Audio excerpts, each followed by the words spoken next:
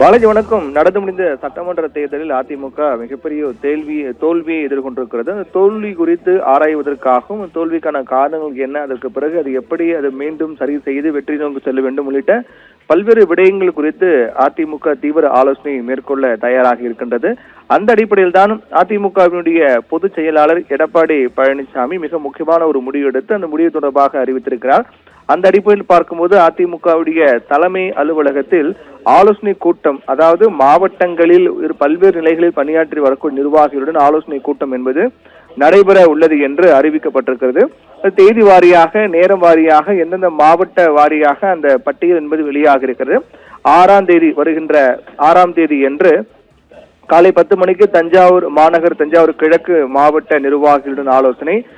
அதற்கு பிறகு அதே நாளில் காலை 11:30 மணிக்கு தஞ்சாவூர் மத்தியம், தஞ்சாவூர் தெற்கு தொகுதி சட்டமன்ற தொகுதிக்குட்பட்ட பகுதிகள் நிர்வாகிகளுடன் ஆலோசனை கூட்டம். அதே போன்று அடுத்தடுத்து சிவகங்கை, ராணிப்பேட்டை, திருப்பத்தூர், திருவள்ளூர், கிருஷ்ணகிரி, தர்மபுரி, திருச்சி உள்ளிட்ட பல்வேறு, திருநெல்வேலி உள்ளிட்ட பல்வேறு மாவட்டங்கள் அந்த மாவட்ட நிர்வாகிகளுடன் ஆலோசனை கூட்டம் நடைபெற உள்ளது என்று தெரிவிக்கப்பட்டிருக்கிறது. இந்த ஆலோசனை கூட்டங்களில் நடந்து முடிந்த சட்டமன்ற பொது தேர்தல் முடிவுகள் குறித்தும் அதிமுகவுடைய ஆக்கப்பூர்வமான வளர்ச்சி பணிகள் குறித்தும் ஆலோசிக்கப்பட்டிருப்பதாக தெரிவிக்கப்பட்டிருக்கிறது.